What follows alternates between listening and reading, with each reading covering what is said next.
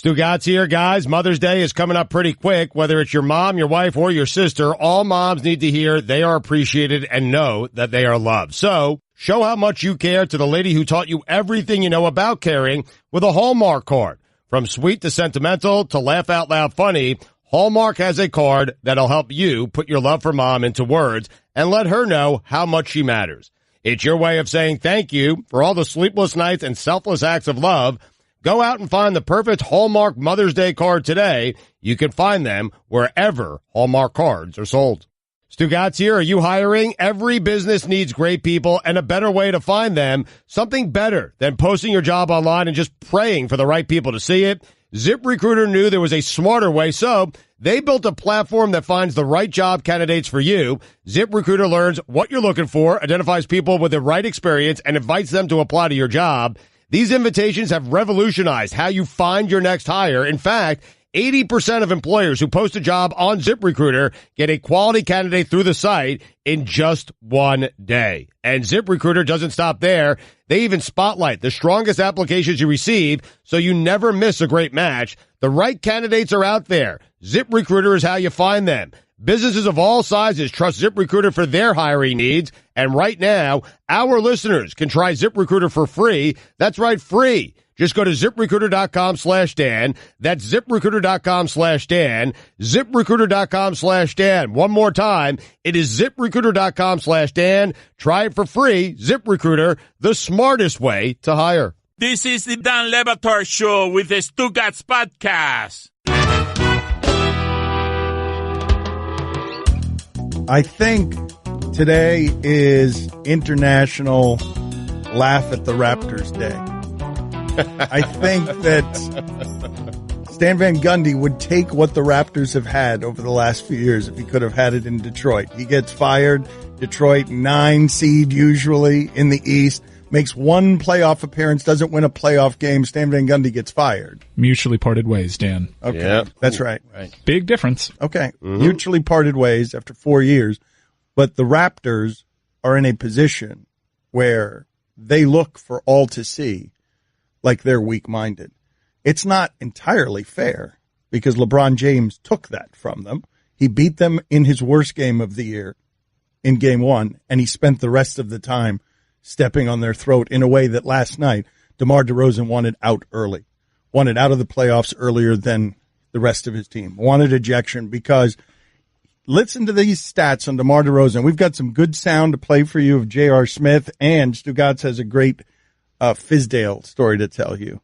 But from Danny Chow at The Ringer, the Raptors now have 50 playoff losses in their franchise history. It took less than 2 years for LeBron to put his stamp on a quarter of them. DeRozan attempted 9 3-pointers in the first 2 games, missed all of them. He attempted precisely 0 in games 3 and 4. He has played in playoff games 14 games against the Cavaliers and has not made a single 3 across 3 different series. That right there, is everyone's laughing at you today, Toronto, even though this was the best Toronto team any of us have ever seen. And LeBron just willed them to death. He beat them when he was awful. Right. In Game 1, and then the last 3 games he was great. He beat him yesterday, and it was like an off day for him. It was like a rest day for him. And I want to explore the misery of this Canadian basketball team with Bruce Arthur, the columnist up there, because what happens if you care about this team and you look at it and you're like, oh, my star doesn't really want any part, my 2 stars don't really want any part of any of this. What do you do? Well, I think Dwayne Casey said it perfectly after the game. You just wait for LeBron to go away. And that's what he said. Like, he's given up. He's like, eventually he's going to be on the other side of his career, and then we'll still be here. Well, since we're doing this Michael Jordan thing with LeBron where he's not playing against peers, he's playing against ghosts. Golly, I wish there were more Reggie Millers and Patrick Ewings and Gary Paytons and Sean Kemps that we keep thinking maybe have a chance, as opposed to... They're all out west. I know, but as opposed to what we're watching now, when you know DeRozan and Lowry, they're not worthy. They're not worthy of the conversation with LeBron. Now, neither of those guys I was talking about was worthy of the Michael conversation, but when they went into those series, you were all like, maybe this is the year Drexler gets him. Yep. Maybe this is the year. But you're looking at LeBron, and what's he taking out? He's taking out Victor Oladipo. Now he takes out this team from this basketball country that you laugh at. And he's going to have to take out Al Horford next. Even in the Eastern Conference with those Michael Jordan teams, you had some doubt. With the Knicks, with the Pacers, you always had some doubt within the conference. How debilitating it must be to be Kyle Lowry and DeMar DeRozan and just know I am not his peer in any way. Mm-hmm. To be the first team to be swept in a series this deep into the playoffs is an embarrassment. And the other thing is, it's not just LeBron they're behind. Toronto is behind Boston when Boston is at full strength, unquestionably. Did you see the numbers? LeBron versus Kyle Lowry and DeMar DeRozan combined? The totals are outstanding. I mean, Lowry and DeRozan combined just scored 2 more points than LeBron did by himself this entire series. LeBron had more rebounds by himself, 3 more to be exact. 1 fewer assists than Lowry and DeRozan combined, and 1 more steal than Lowry and DeRozan combined. This is the thing that I would say to you. This is an amazing thing to say. You're starting a franchise right now, today, this minute, and you need to play playoff games right now. You are taking LeBron as the first pick, even if I tell you can have on the second pick Kyle Lowry and DeRozan, the 2 stars from the 1 seed. If I'm telling you, who do you want? Everyone is saying a guy that you were calling a choker. I don't know, 7 years ago? Yep. LeBron James was a choker 7 years ago because he wouldn't. Everyone is taking him over two all-stars. Without hesitation. Yes. You're doing the entire league here.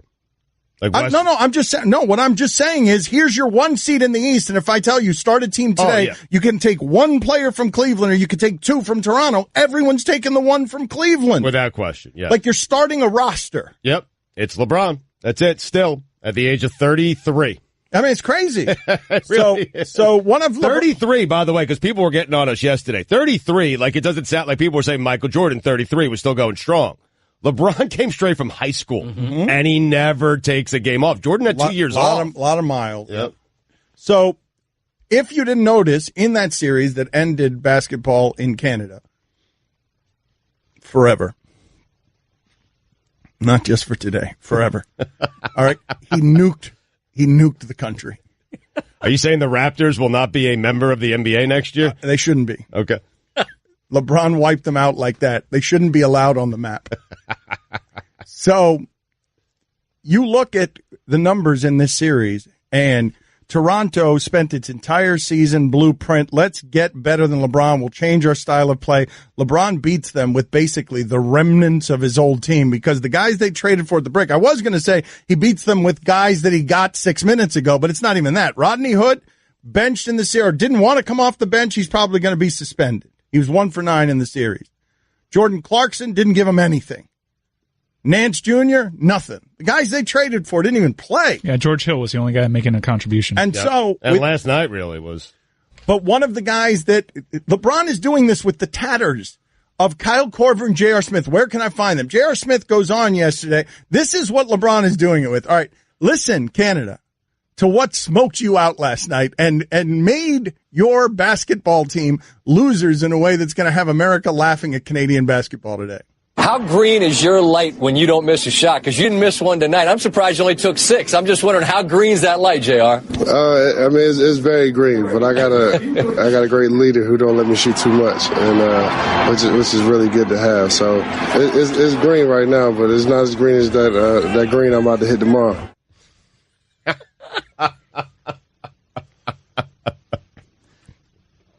That is what smoked out the Raptors. Could be golf. J.R. Smith was talking about the green he's going to hit tomorrow. He's a big golfer. He is.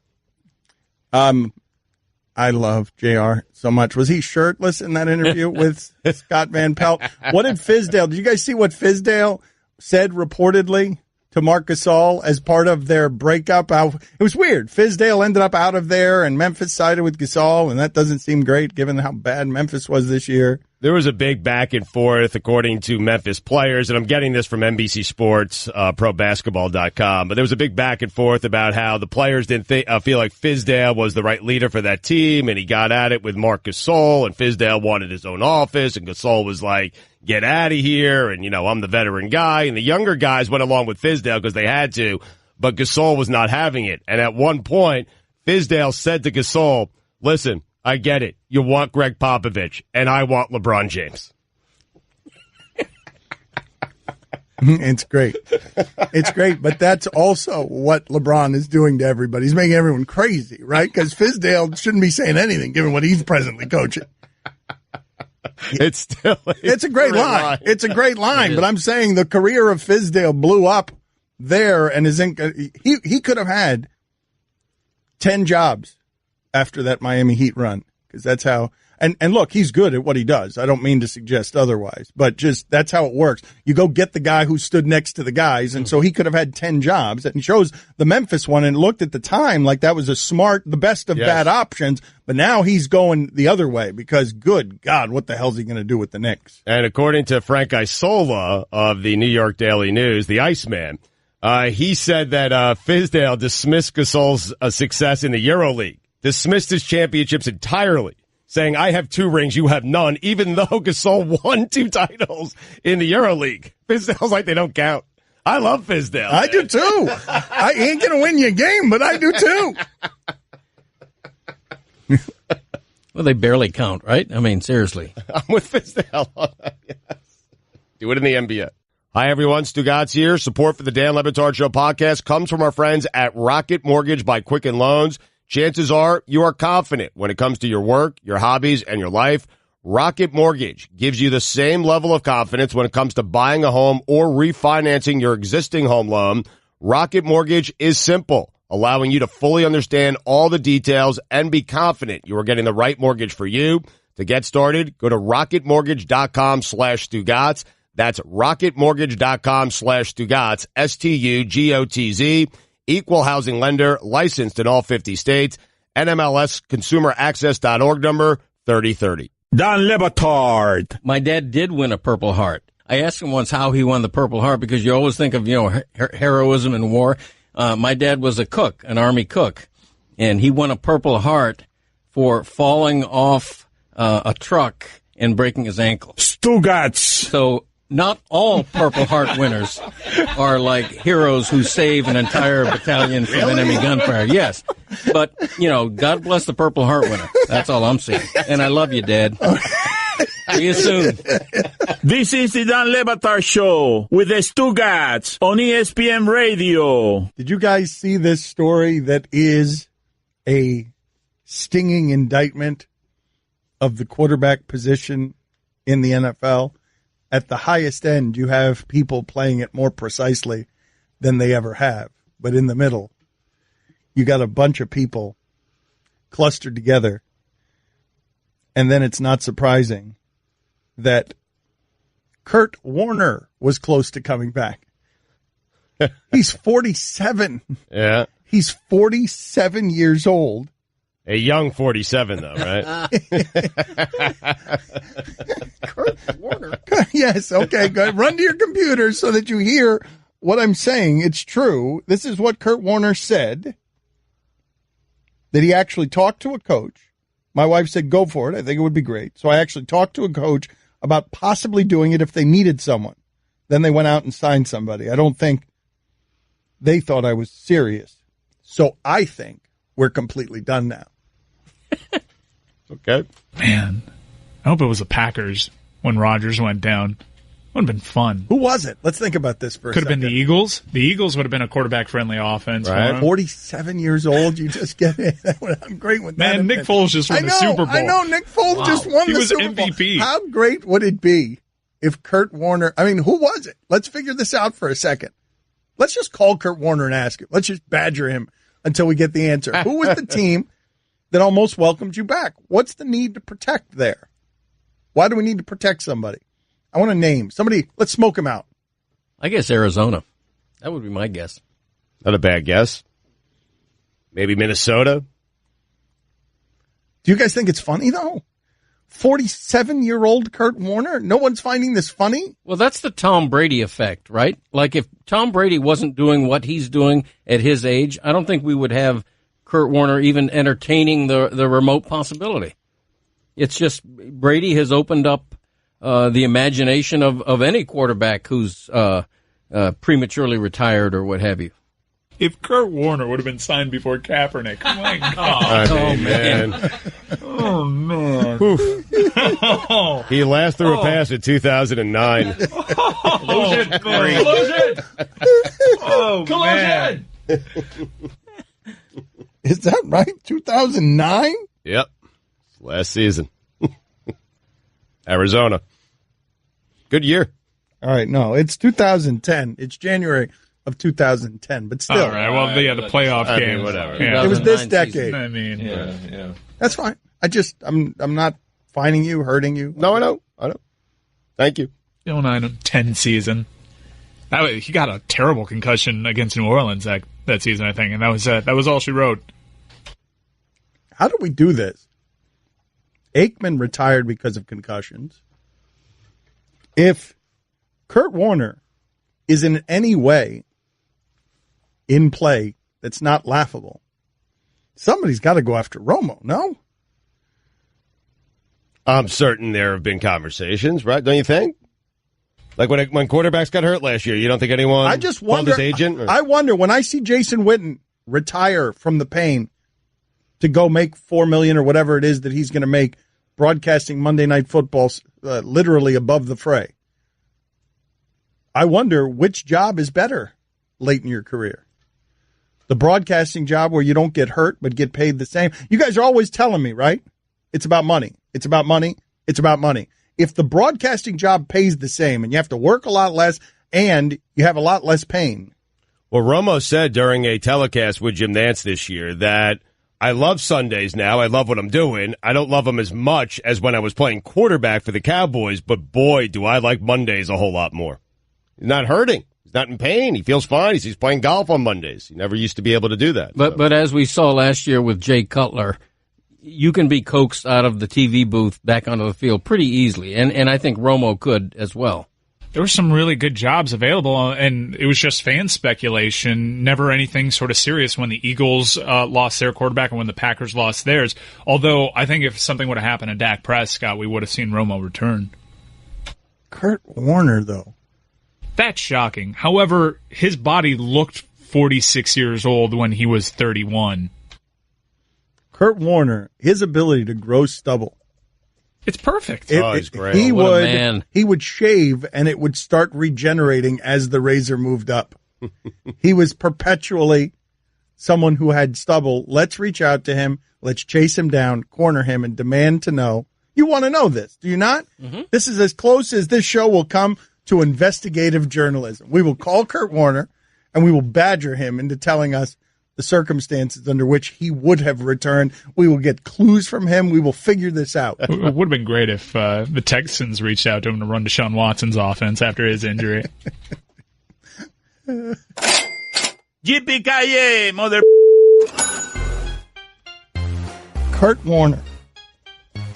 Now I'm dying to know, man. And teams are telling Kaepernick he's been away from the league too long.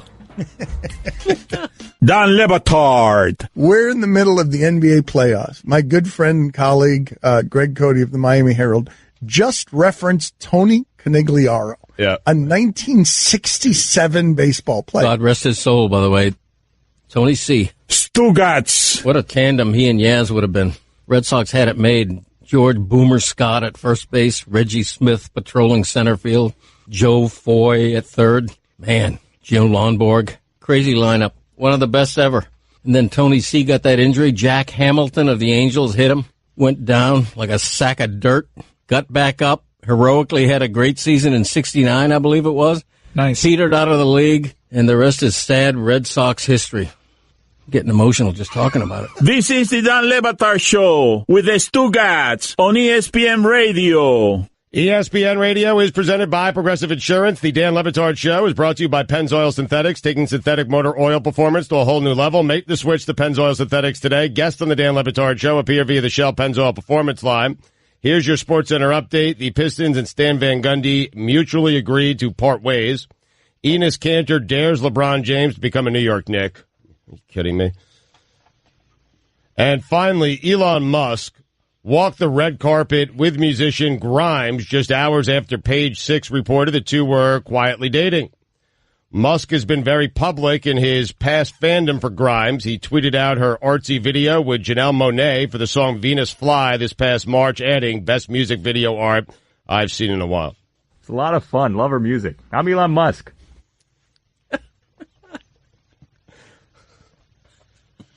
$2. Oh, my God. Mother's Day is coming up pretty quick. Whether it's your mom, your wife, or your sister, all moms need to hear they're appreciated and know that they are loved. So, show them how much you care with a Hallmark card. You can find them wherever Hallmark cards are sold. For all the latest headlines and information, tune in the SportsCenter on ESPN Radio all throughout the day. You think your $2 means anything to me? I'm worth billions. I'm Elon Musk. For those of you who don't know, Guillermo's working on an Elon Musk impersonation that consists of him holding up an Elon Musk mask and then after he said something, just announcing, I'm Elon Musk. So the impersonation doesn't work great on the radio because all it is Guillermo in a muffled voice. Nobody can see that he's behind an Elon Musk mask. But for some reason, the staff decided to make several Elon Musk masks, and so you'll be hearing from Elon Musk periodically throughout the program. The different masks are for my different emotions. I'm Elon Musk. He decided to trot this out on Friday when you weren't here. It was jarring to me and not funny to anyone.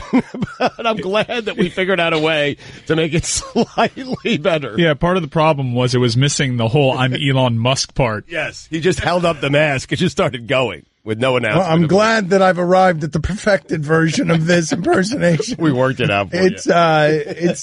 I'm glad you guys worked out the bit, sculpted it this way, and crafted it in a way that would make it the masterpiece it is today. No problem, Dan. I'm Elon Musk.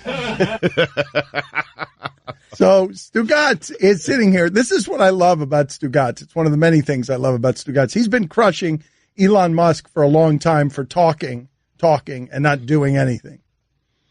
And during the break, he was trying to sell me on how great the Knicks are going to be. Speaking of talking, and never doing anything, I give you Knicks fan. Stugotz is during the break trying to convince me how this is a good job that Fizdale just took. Well, Dan, he had his pick of jobs. Like every team wanted him. They're all bad jobs. Well, Stugotz. the Milwaukee Bucks job is available. They're bad jobs. Milwaukee's, and he could have waited around for Toronto. Like, he could have waited around. Listen, I'm not saying... They're all bad jobs. I'm not saying it's a great job. I'm saying there's hope. For the first time in a long time, the Knicks actually have all their draft picks, okay, for the foreseeable future, okay?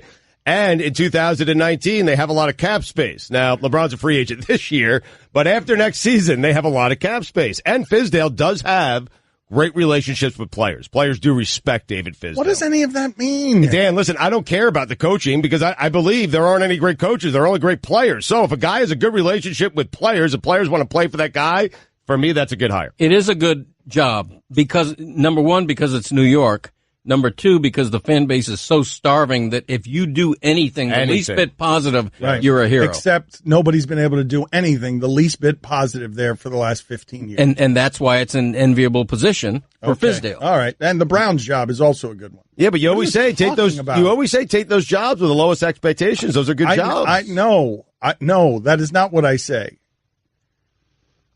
But there's no way they hold on to those draft picks that you're talking about if they have any hope in getting rid of some of the bad contracts they have on their books right now. No one's taking that Joakim Noah contract without a bevy of picks attached to it. After next season, a lot of money falls off. Yeah, but LeBron's a free agent this season. I understand that. I made that point. I get it. I'm just saying. I think they have their draft picks and they have a lot of cap space after next season. What is it that you always say? I'm sorry, I misrepresented you there. No, but that's your move. You take a point I've made, distort it, make it your own, and chew it up, and then spit it back in everybody's face, including my own, as my words that aren't my words. And then next thing I know, I'm in arguments on the phone with Warren Sapp because you've said he's got bad breath. Like that's the life that I have. And so, I'm certain I said that.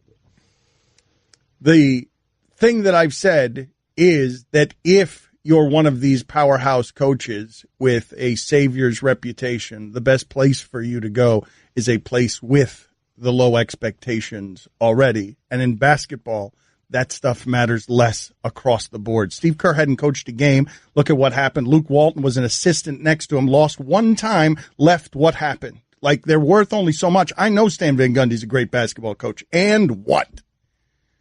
Like, I know he's great at it. I know that he's not getting out X'd and O'd by somebody. He might not be able to connect with a 22-year-old center who, you know, is too interested in what his mother's opinion is behind the bench. He might have issues connecting with millennials. But what I'm telling you is Fizdale connecting with millennials isn't going to make the Knicks better. Well, no, but I'd rather have the coach who can connect with millennials than the coach who's going to out X and O you. I do, because you're right. The X's and O's don't mean anything unless you have LeBron James. I'm not sure how much any of it means anything, given that Ty Lue and Steve Kerr were in the championship game last year. Right. But I think Steve Kerr is a coach that players want to play for. He connects with millennials in a way that maybe Stan doesn't and maybe Fizdale does. Agreed. Popovich doesn't connect with millennials. Belichick doesn't connect with millennials. Nick Saban doesn't connect with millennials. Like, Fizdale, good for him. Like, he's a good coach. And yes, he connects with young people. My point is, if you're a coach weighing offers and the situations are similar in Detroit and in New York, you want to coach in New York. You want that stage. Sure. You want that media market. You want that attention. And so you don't if you're losing, man. You think Phil Jackson wanted all that attention? Like, all that money. I've just been hearing Stugotz say this for 12 years. Like, arrogant Knicks fan has been one of the joys of my life. Arrogant Knicks fan has been yammering about we're the Mecca for basketball. I don't know if I'm being arrogant here. I'm just hopeful, man. I'm hoping. Like, it's been so long since that team and that organization has been not only good, but credible, and I'm hoping Fizdale brings some of that. Like, I get that, Stugotz, but I remember your hopefulness when they hired Phil Jackson. Oh, I thought he was a coach. Yeah, I know, but I remember all of the hopes that you've had for the Knicks over the last 10 years. What I'm amazed by is that you don't. What I'm amazed by is that you simply don't remember that for 10 years you've been making this argument and you've been wrong for 10 straight years. Eventually I'll be right. I don't think so. I don't think so. No, never.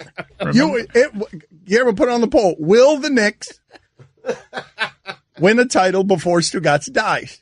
Oh, man. Who will expire first? Remember how cute he was when the Knicks signed Derrick Rose and Joakim Noah? Oh, yeah. Oh, man. Super team. He and Derrick Rose were the only two people. Well, he loved the Noah hire. He loved the Noah signing. Oh, so good. Glue guy. Noah. Joakim Noah. Was Joakim Noah top 5 in MVP voting one year? I think he was, yeah. I mean, he's glue in the way that horses become glue. Yeah, he's the anti-glue. Next, you're holding up the line, ma'am. What did you say? You're next in line for the water slide, ma'am. Feet forward and enjoy the ride. Okay, dearie, this does look fun. Whee-oh, you melted me. I've melted. The Wicked Witch of the West on a water slide? Surprising. What's not surprising? How much you could save by switching to Geico. See what you've done. Oh! Geico. 15 minutes could save you 15% or more. Don Batard. Come in here and tickle. Hurry up and tickle him till the end of the segment. My Dr. McGillicuddy said this could be bad for my heart. Could be bad for my heart. Stugotz. Having a heart attack. Tickle him more. Tickle him more. Right to the end of the segment. Heart attack in it. This is the Don Batard Show with the Stugotz on ESPN Radio. All right, so Neil Gaiman is an author, and this is what he said. He told a great story about imposter syndrome. We've talked to Rachel Maddow about that. She was about to do the, was it the Democratic National? It was a debate of some sort, and she was really nervous. She came on with us, and she just said that she overprepares because she suffers clinically from imposter syndrome. And we all, in some form, suffer from imposter syndrome. And Neil Gaiman, an author here, tells this story. Some years ago, I was lucky enough invited to a gathering of great and good people, artists and scientists, writers and discoverers of things. And I felt that at any moment they would realize that I didn't qualify to be there among these people who had really done things. On my second or third night there, I was standing at the back of a hall while a musical entertainment happened, and I started talking to a very nice, polite, elderly gentleman about several things, including our shared first name.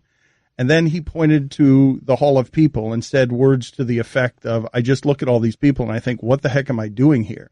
They've made amazing things. I just went where I was sent. And I said, yes, but you were the first man on the moon. I think that counts for something.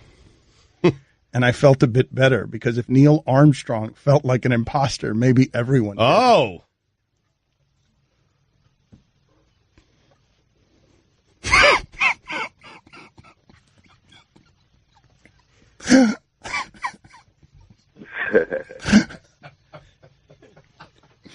I love the distance in time between the shipping container getting that it was Neil Armstrong upon first man on the moon, and Stugotz getting it a couple of beats later. Thought it was Cavuto for a while.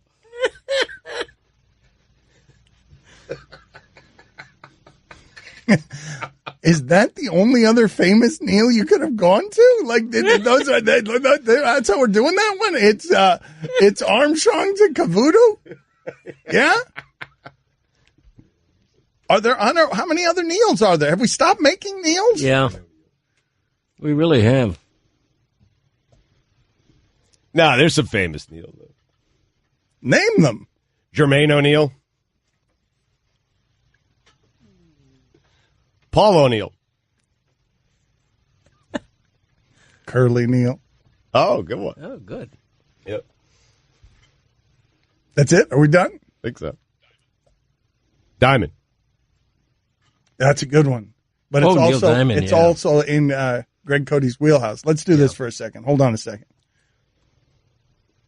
Famous Neils, top 5. Guillermo, have a list for me by the next segment. Famous Neils of all time. Oh, you got to put Young on there. Neil Young. Neil Everett. But we're not making them anymore. Are we still naming Neils? Name a young Neil. The Journey guitarist was Neil somebody. Neil Shane, something like that. Again, we're choosing music here from the 70s and 80s. That's the closest that we can get to some modern-day Neils. Ooh, Neil Patrick Harris. Colin Kaepernick. I was looking for a way to make that joke and couldn't figure it out. I couldn't figure out a way to make the Neil joke. It's why I've been stammering around for 20 seconds. Stugotz waves a sausage finger in the air because all he's been doing is waiting, just wandering around, waiting for someone to give him that joke. Yep. Thank you, Texter. Vince Neil. Ooh. Did you guys watch T.J. McConnell last night? God, was that funny. Put it on the poll, Guillermo. If you're T.J. McConnell and you score your 10th point, are you allowed to stare at your right hand? I mean, I do not like that team. That's funny. They are annoying. Oh, they are annoying. I loved Embiid was yelling at one of the Morris twins, and he just kept holding up 3 fingers in his face and then 0 fingers in his face. Like, he just kept doing it right in his face. Embiid wouldn't shut up. But if you're T.J. McConnell, and he was great last night, that's the night of his life. He was exceptional last night, allowing the Sixers to grab a game off of the totally broken Celtics because they leaned on T.J. McConnell. Got the start last night. Oh, he was great. 9-12. He was great. Yeah. They had no answers. Brad Stevens, resident genius, had no answers for T.J. McConnell. He can figure out Ben Simmons. T.J. McConnell was 10 points in and knew it. He was staring at his right hand. T.J. McConnell with gel in his hair. But I asked the question seriously. I did not watch the game, no. All right, good contribution. Just trying to be honest here. I do root against Philadelphia, though. They're a very unlikable team. Good for the league, though. Embiid's a real villain in progress. What makes them unlikable? Because I'm with you. I agree with you. I think they're unlikable. I don't like that they're talking this much and haven't won a damn thing. That's it. They haven't won anything. Here. They haven't earned the right to be braggadocious. For the love of God. Correct. They just got here. I mean, they've played a playoff series. When are they allowed to talk, according to you guys? After they win something. Okay. Yep. They won a round. Act like you won here before. They won They won a round. Is that not? Is there nothing? That's not that counts for nothing. Nothing. Do more. It's Dan, Stu, and Greg Cote on ESPN Radio. Stugotz here, guys. Mother's Day is coming up pretty quick. Whether it's your mom, your wife, or your sister, all moms need to hear they are appreciated and know that they are loved. So show how much you care to the lady who taught you everything you know about caring with a Hallmark card. From sweet to sentimental to laugh out loud funny, Hallmark has a card that'll help you put your love for mom into words and let her know how much she matters. It's your way of saying thank you for all the sleepless nights and selfless acts of love. Go out and find the perfect Hallmark Mother's Day card today. You can find them wherever Hallmark cards are sold. Stugotz here. Are you hiring? Every business needs great people, and a better way to find them, something better than posting your job online and just praying for the right people to see it. ZipRecruiter knew there was a smarter way, so they built a platform that finds the right job candidates for you. ZipRecruiter learns what you're looking for, identifies people with the right experience, and invites them to apply to your job. These invitations have revolutionized how you find your next hire. In fact, 80% of employers who post a job on ZipRecruiter get a quality candidate through the site in just one day. And ZipRecruiter doesn't stop there.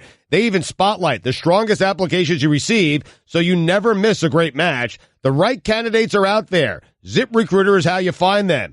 Businesses of all sizes trust ZipRecruiter for their hiring needs. And right now, our listeners can try ZipRecruiter for free. That's right, free. Just go to ZipRecruiter.com/Dan. That's ZipRecruiter.com/Dan. ZipRecruiter.com/Dan. One more time. It is ZipRecruiter.com/Dan. Try it for free. ZipRecruiter, the smartest way to hire. Dan Le Batard. Where's our trip to Mars, Musk? Oh, you hear what he said about Mars? The first few people who go to Mars on his mission, SpaceX, whatever it is, they're probably going to die. Stugotz. So I want to have this writer on because I think I want to expose Elon Musk because I'm not credible enough to do it, but this guy seems to be my guy. He seems to have facts. You want him to give you the facts that you can then be armed with to say, look, when we go to Mars, Elon Musk is going to kill us first. Yeah. This is the Dan Le Batard Show with the Stugotz on ESPN Radio.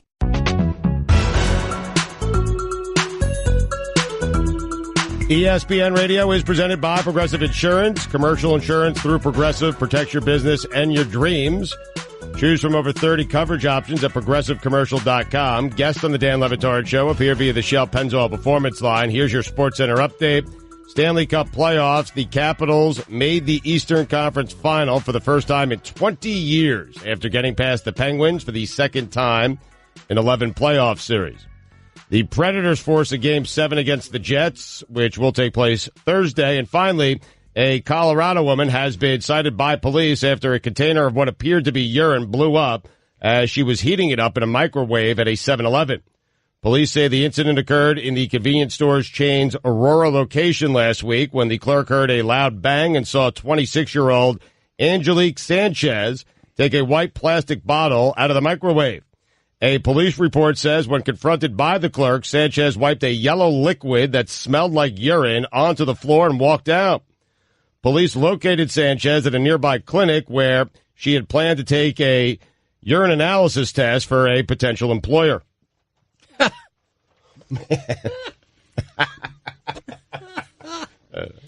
do you play? If your big Mother's Day surprise consists of one well-crafted text message. Guys, do better than that. You need to step it up with 1-800-Flowers. Right now, you can get 24 multicolored roses plus a free vase starting at $29.99. For details, go to 1-800-Flowers.com. Click the radio icon. Enter code Dan. For all the latest headlines and information, tune in the SportsCenter on ESPN Radio all throughout the day. I wasn't saying you guys do better. I mean, do better than a text message to mom. That's what I was saying. That's all. That's all I was saying. Is urinalysis one word? I have no idea, man. It's spelled on here as one word. Urine analysis. What did I do? What did I do, man? I think you did it right. Okay. I don't think he did it right, but it's okay. It doesn't. But I think it's urinalysis. It's one word, right? It is one word. And I don't think it's urine analysis. Yes. It's not two words. No, it's not. That's what you did? Damn it, Stu. Yeah. Urine analysis. Urine analysis. Yes. Yeah. So I am startled here, as you are for me. I am startled here by the general lack of Neils in our life. I've gotten a list of famous Neils, and on it is Neil the Pit Boss. from Ocean's 13. It's a short list, and it includes Neil the Pit Boss and Kevin Nealon. Like an obscure a comedian that wouldn't make famous Kevins. If I gave you a list of famous Kevins, Nealon would not be on it. So, for some reason, on this list, Kevin Nealon is on it. So we've got Neil Patrick Harris, we've got Neil Armstrong, we've got Neil Diamond, we've got Neil Young, we've got Neil deGrasse Tyson, we got Neil Armstrong again for some reason. We've got Neil Walker, we've got Neil Everett, we've got Neil Brennan, we've got Neil Cavuto, and we've got Colin Kaepernick. And Vince Neil. And Neil Rackers. Neil Rackers! Ooh, good one. Neil Rackers is a good one, man. Deserving. What do you mean? What do you mean that's deserving? Very deserving. He was incredible. Yep. It's crazy that we don't have more Neils. That's an outrage because I think everyone you mentioned was an N-E-I-L. Where are the N-E-A-Ls? Ooh, not Brennan. Brennan was N-E-A-L. Is that an A-L? He's also the only modern Neil anywhere in here. What the hell do you do, Stugotz, if you're the Raptors? What do you do? You hope LeBron leaves the Eastern Conference, or, as Dwayne Casey said last night, and I'm serious, you just wait for him to, kind of get out of this prime that he's in. He's still in his prime at the age of 33, which is incredible. What else are you supposed to do? You can't come at him with Kyle Lowry and DeMar DeRozan. You have to come at him with Kevin Durant and Steph Curry. But here's the thing that's most demoralizing about all of this. Beyond, LeBron's teammates just got there 4 minutes ago, and none of the guys that they traded for at the All-Star break did anything in the series. George Hill a little bit, I suppose, but none of those other guys played or played well, and the trades didn't matter. And Toronto built everything to topple LeBron, changed their offense. And that's how they go out. A 1 seed's never been swept like that. Never. Right. We've never seen it.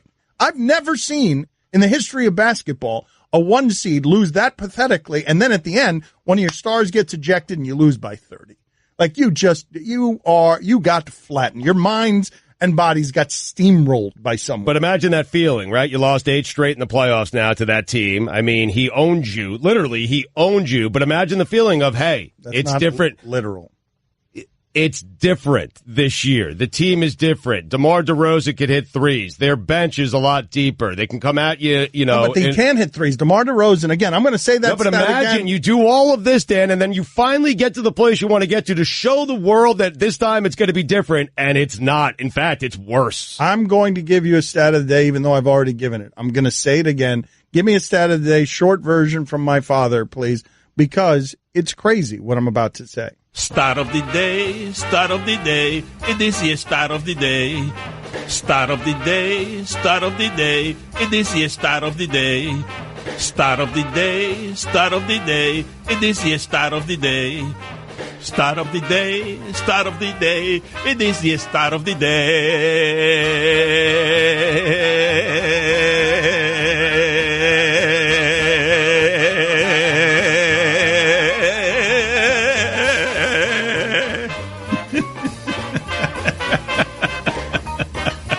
From Danny Chow at The Ringer.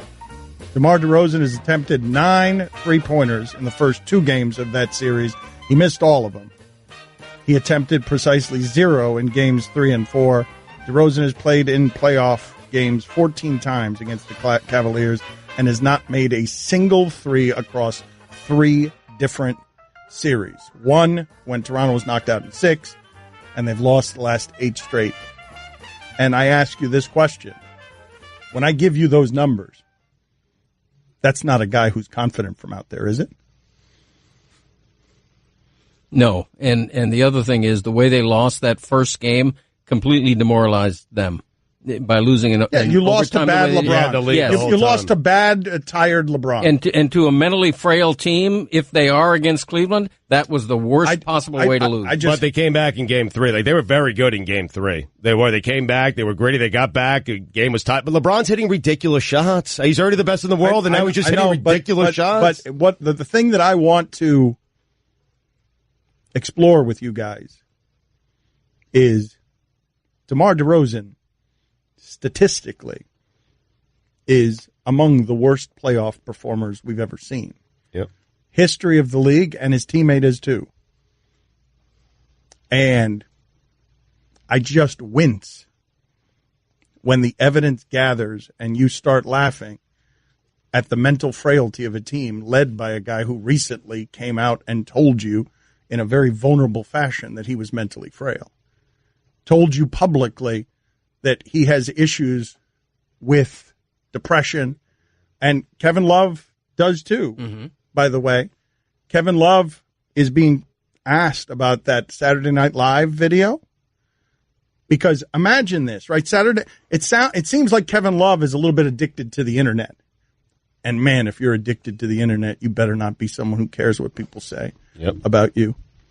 Like, if you're going to be addicted to social media. So he saw, most of the Cavs hadn't seen that Saturday Night Live skit of, we're LeBron's teammates. And we run an offense called Hot Potato. LeBron throws us the ball and we throw it right back to him.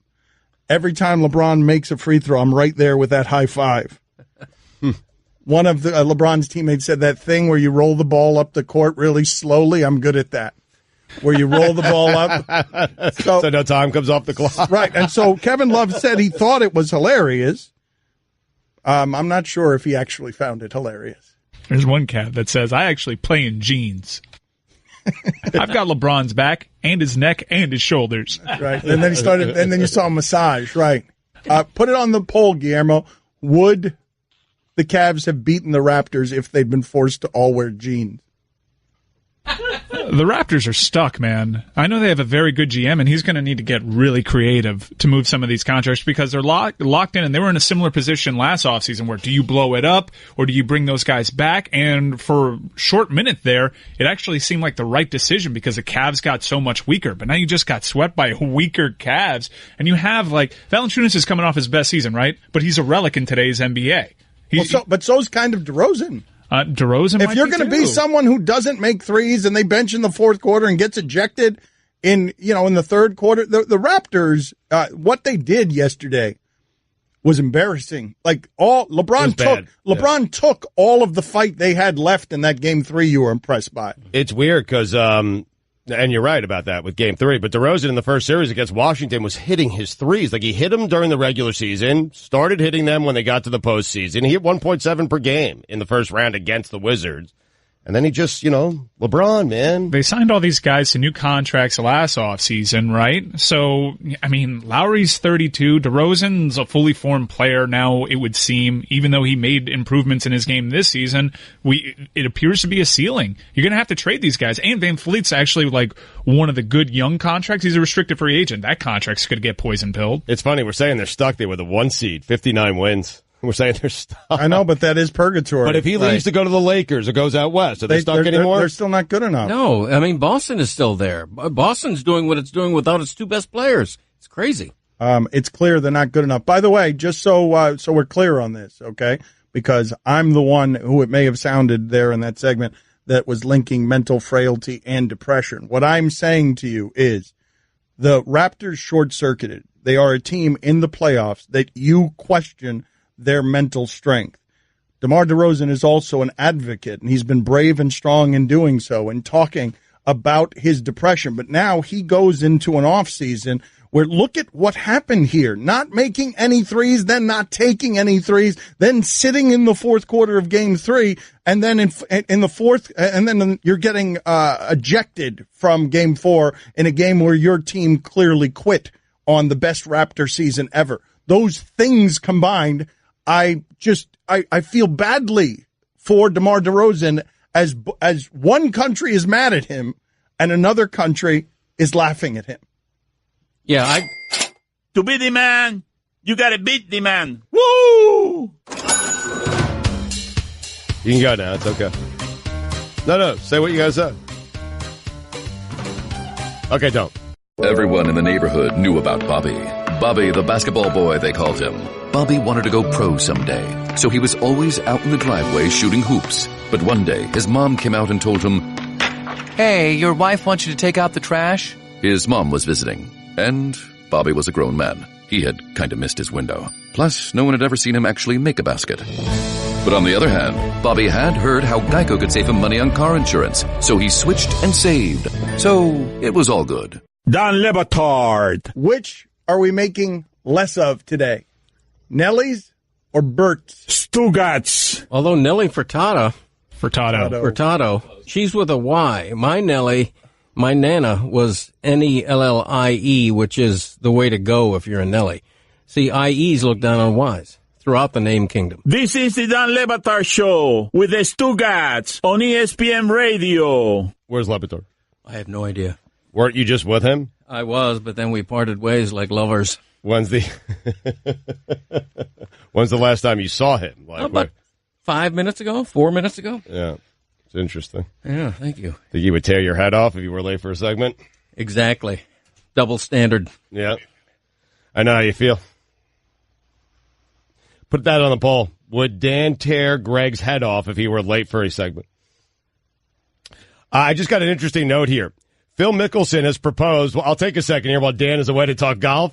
Phil Mickelson has proposed that he and Tiger go head-to-head. They are paired together in the Players' Championship this weekend. First time they've been paired together in a very long time. And Phil says, I can't believe there's still such great interest in me and Tiger.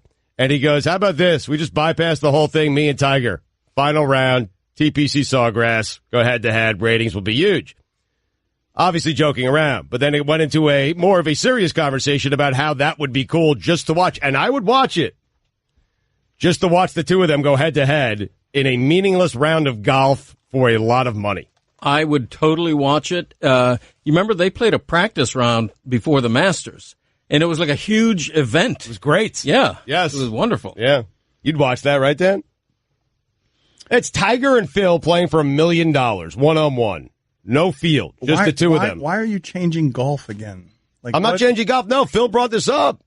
I got a note here from ESPN from the folks in Bristol where Phil has proposed a winner-take-all match with Tiger. I mean, Phil is a competitionaholic, right? Phil lives his life always gambling, right? Has he not? He gambles a lot, yes. Mm-hmm. And enjoys. Tiger's a little competitive as well, I've heard. Is that the one you want to see, though? Is Tiger Phil? You want it's two people over 40. That is not tomorrow's game. I mean, Phil just finished, I think, top 5 or top 8 in the Wells Fargo last weekend. He's still playing great. And, yeah, those are the two guys. I'm trying to think, would I rather see Spieth and Fowler? You don't want any of the young guys? None of the young guys? I want Phil and Tiger. Yeah. I do, too. Yeah, head Absolutely. to head. Yep. How about 2-on-2? One young guy, one old guy versus one young guy, one old guy. I'm fine with that. Nah, the two old guys versus the two young guys. Oh. Phil and Tiger versus, Spieth and Ricky Fowler, something like that. Be fun. Golf needs to do more of that. They really do. Because that's what you want. That's what everyone was clamoring for at the Masters. They wanted to see Tiger, Phil, Spieth, Fowler, all those guys in the final couple of pairings. So, I mean, golf needs to do more of that. Explain to me why golf needs to do more of that. And I'm not disagreeing with you that I'd like to watch that. I'm asking you, why does golf have to evolve when golf is going for the rich guy demo of a certain age, and that guy is usually pretty fine with where golf is right now, doesn't need a whole lot of bells and whistles? Because the randomness of golf, it's hard. Tiger and Phil have to play near the top of their games in a major to, meet up in a final round. I'm not even certain if they've ever done it. You have to, but the sport that gives you the Masters can't be the one that's going to be progressive about this stuff. Golf might be more resistant to change than baseball is. Like, baseball is resistant to change and sits there and tells you how charming and romantic it is that it doesn't have a clock. Sure. As millennials are sitting there pounding on Twitter, refreshing and hitting their clock. What do you mean it doesn't have a clock? I got to be out of here in an hour and 45 minutes. Does golf need to keep appealing to young people, or do they need to just keep appealing to rich old people, because that will continue to fill the Masters? Well, Spieth and Thomas and Fowler, they're trying to appeal to young people. They are. They're not doing it the way Jack and Arnold Palmer, Tiger and Phil did. Wait a minute. Are they trying to appeal to young people, or do they just have young people who are good at golf? No, they're young, but they're also fun guys. Like, those guys go on an annual trip every year, and they put it all over social media, and they're playing golf shirtless. Right. No, Dan, it's fun. They're playing golf shirtless, drinking beers. Like, they're doing things that you wouldn't normally do in a country. I don't think young people know that they're fun, and I don't think it's not really marketed to young people because it's super expensive. Young people aren't the people buying the equipment and paying attention to the ads. I understand the only person that brings them in is Tiger. And so what I'm saying is he brings in everyone, and you can't guarantee, even in the match play championships where they're playing one-on-one, golf is so random that you can't guarantee it's going to be Tiger and Phil in the final pairing. Right. Most likely it's not going to be. So the only way you can guarantee it is by actually just putting them there. Well, why don't you just make it a Golf Madness tournament? Well, that's kind of what the match play is. Yeah, match play does that, but they should be doing it more often. I like primetime. Whenever they do like those primetime match play specials, those are always fun. What they need to do is match play with like 10 guys. Like that's it. Golf's a different animal. Everybody plays golf when they're older. You know, Stugotz and I play golf. It's because it's the only thing you can play. And by the way, it's the only place that 40-year-old athletes get to exceed like that. Yeah. Where you still want to see Phil Mickelson and Tiger Woods. Everyone else who's over 40 is tired. Right. I mean, I would rather watch John Daly shooting a 79 than watch some young guy I don't know shooting a 71. My question to you is, does golf need to get bigger, or is golf just fine as a rich man's niche sport? Because I think golf will always be fine as that. I don't know if it has to. But you were saying that it needs that. And while I agree with you in the abstract, the idea of young people making things popular, and I agree with you that you should want to evolve and make your sport or your business better, I don't see that they have any incentive to.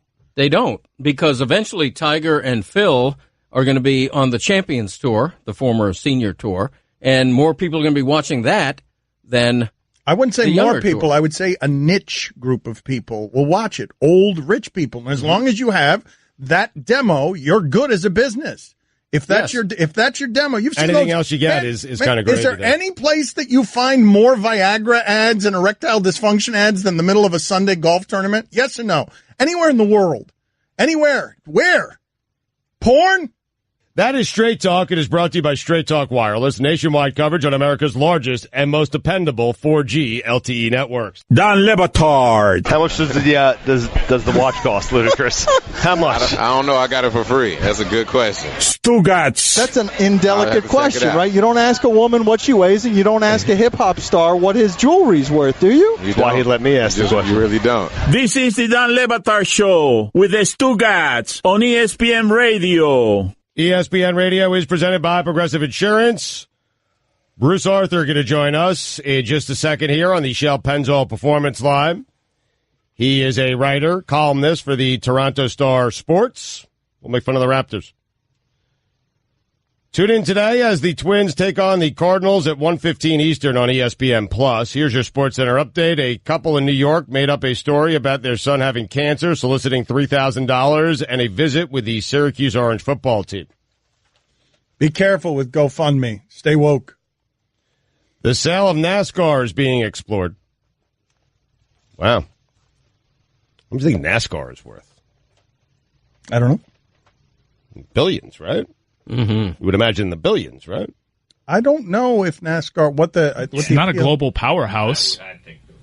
You think billions? What did the UFC go for? Because I think as an entity, the UFC is far more valuable because it's got $4 or $5 billion, wasn't it, for the UFC? 4 or 5 billion, yeah, the UFC's got a worldwide footprint. NASCAR, not so much. It's not even as big as F1 is. You're right. And finally, YouTube just pulled hundreds of videos sponsored by paid essay writing service EduBirdie, which encourages academic cheating. Did I say that right, Mike?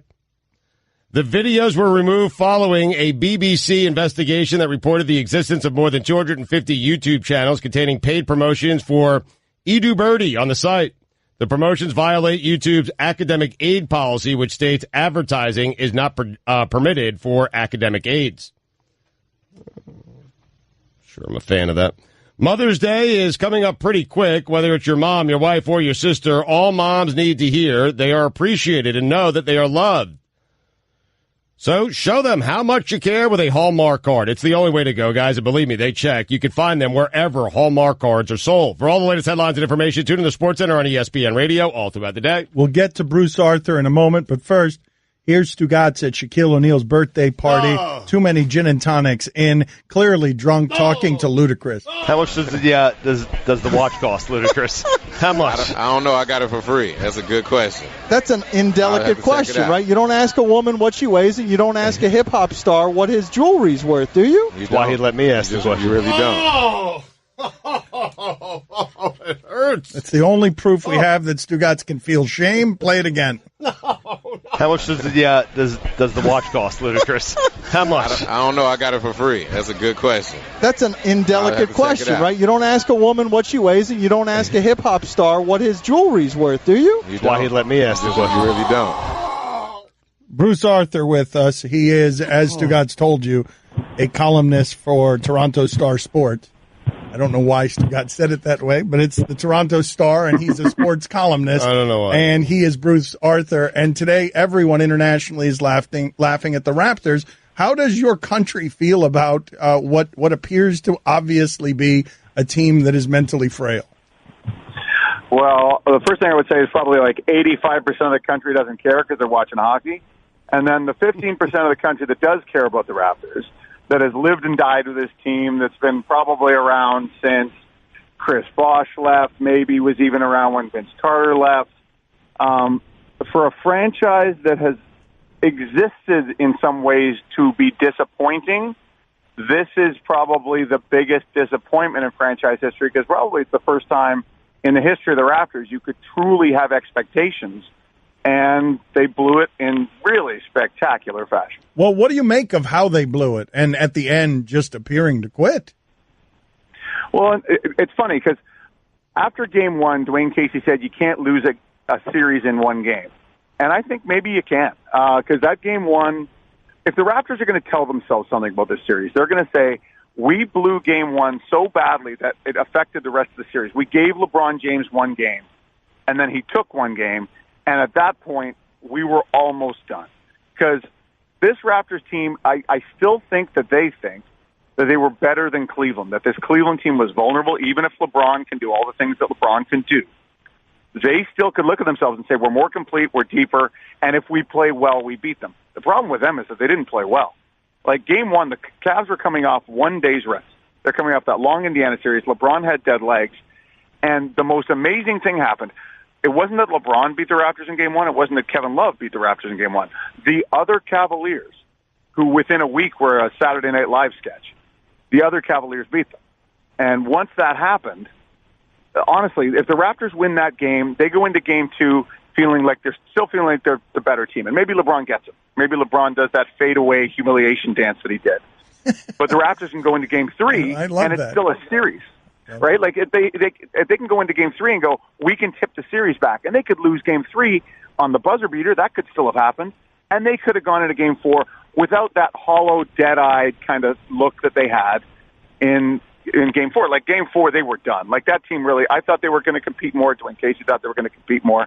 And the problem the Raptors have is, at the beginning of the series, and after one game, they could tell themselves that they were better, and there's nothing in this series that proved it. Not a single thing. And this was the best Raptors team of all time, the best team they've ever put together, a team that had an awesome regular season. They really did.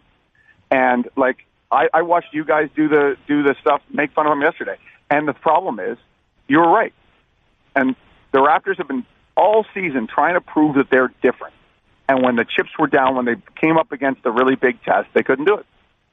Bruce, even if LeBron leads the East, Boston at full strength seems better than Toronto. Philadelphia is a rising franchise. What does Toronto do? Are they good enough to just tinker and dream, or do they have to sort of blow it up?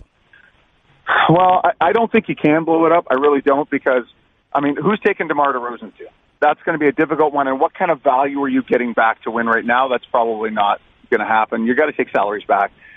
Kyle Lowry's owed a little north of $60 million next year. He's 32 years old. He had a good playoffs, but that's going to be difficult. No one's taking Serge Ibaka's deal because it looks like he's calcifying in front of our eyes. So how do you blow this team up? And they've got too many good young players to really be really bad. So I think they have to stick where they are and hope that something happens. Like, Masai Ujiri's been pretty conservative, actually, as general manager. He hasn't tried any of those 3-for-1 deals or 4-for-2 deals that he used to do in Denver. That's kind of the hope. That's how the Raptors are going to get better if they want to become a title team. Like, this team is never going to be a title team if Kyle Lowry and DeMar DeRozan are the two best players. They just can't be. Like, those guys are too flawed. Kyle's getting towards the back end of his career.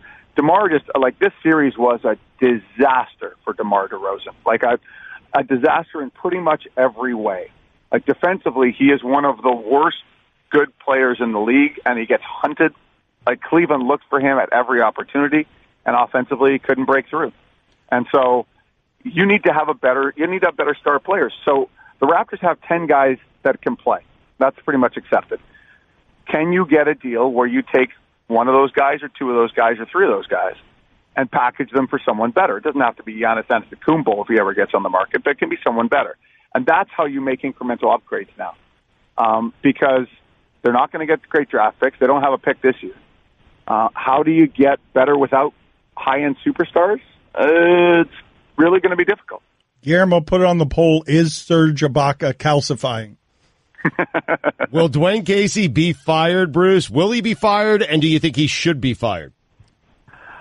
It's a good question. I think it's the most likely outcome because I think something's got to change. And if you look at this series, the way they blew it, the most common issues in this series is that the details weren't taken care of. Like in that game one, the Raptors have played Cleveland before, and it looked like they never had, right? Like, what's the rule against Cleveland? You don't let Kyle Korver beat you. You don't let J.R. Smith get going, and they let them get going. So that's a game plan and execution failure. They had a bunch of details in the series that were really poorly handled. Dwayne's a good coach and had a great year. He really did. Like, they were challenged to do stuff completely differently. He and his staff, they didn't lose this series because their offense was too ISO-heavy, which was one of the problems originally. They didn't lose the series because DeMar was pounding the ball all day. They lost the series because the defense collapsed. And maybe some of their psyche collapsed a little bit as well. But Dwayne's the easiest card to play.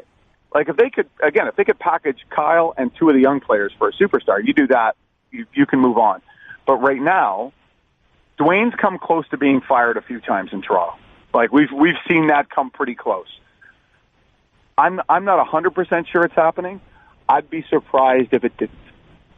Bruce, we're out of time here, but we've got a couple of important questions, quick questions. Have you ever been in Drake's office there at the facility? I have not, no, so I can give you nothing on that. Okay, what do you imagine it looks like? I imagine it's black and gold and has a lot of pictures of Drake with celebrities, probably mostly Raptor-related celebrities, but that I would not be 100% clear on. Yes or no, he has to do compliance training. I am willing to bet like 100% that when he negotiated this deal, he managed to keep that out. See, the thing is, they don't pay him because that way it's not really tampering. Okay, very good. Thank you, sir. We appreciate the time. We will continue laughing at your entire country's basketball for the remainder of the show. You are allowed to do that. We give you full permission. Thank you. Still have hockey. If I was the man I was 5 years ago, I would take a flamethrower to this place. Still have hockey, but Americans always beat you there, too. Don Le Batard. Green Acres is the place to be. Farm living is the life for me. Stugotz. I just enjoy a penthouse view. Cody just bailed. This is the Don Le Batard Show with the Stugotz on ESPN Radio. Stugotz just did something that made Mike Ryan and I stare at him in silent, open-mouthed awe and wonderment. Yep. Not the first time, won't be the last. We'll get to that in a second. And his awful defense of what it is that he just did. But before we do that, you're used to Ron McGill in the next segment on Tuesdays. He will not be here. But on Thursday, he will be in studio for 2 hours. Wow. And he's trying to locate a hissing cockroach. Oh, no. Yeah, oh man, you wouldn't believe how hard it is for Ron Miguel to track down a hissing cockroach.